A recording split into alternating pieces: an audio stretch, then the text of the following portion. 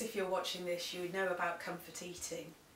I guess we all know a little bit about when we're sad or we're bored or we're angry that we might eat just to kind of squash our feelings down and make us feel alright again.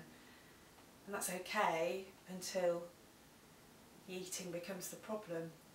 And I guess our course is about beginning to learn how to understand some of those feelings, to feel those feelings, to manage them in slightly different ways, so that we don't need to use the food for comfort. We find new ways of comforting and calming ourselves that are not food related.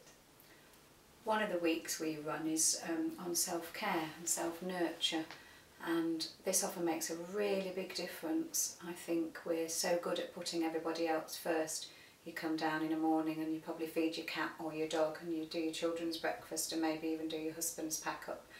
And then it's like, oh, what about me? And one of the things we really work on as Wiseweight is making yourself a priority. And that might be 10 minutes a day. It might be 10 minutes where you go and do something nice for yourself, or 10 minutes where you make sure you get a walk or a relaxation or having a bath. But one of the weeks that really has made a difference when other people have fed back afterwards is actually, I forgot how to look after myself. And it's about valuing yourself and recognising your own value, really.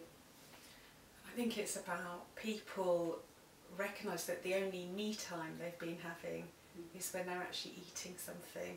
They've got so busy, so involved with everything else, that there's no space at all to do something simple for themselves. The only time they get a bit of space or do something nice for themselves is when they put something in their mouth to eat. And so it's finding new ways of doing that so that that isn't so necessary anymore. And some of the other things we do on the course, we look at assertiveness, which people sometimes panic when they hear that word, don't they? But actually, just helping people recognise that they have rights too, and speaking out for themselves. And assertiveness is about an equal relationship. It's not about, well, I'm going to start shouting for what I want. It's recognising that you have needs and other people have needs. And I think that can make a really big difference and impact on our eating, rather than being cross and disappointed that people haven't magically known what we want them to do, for example.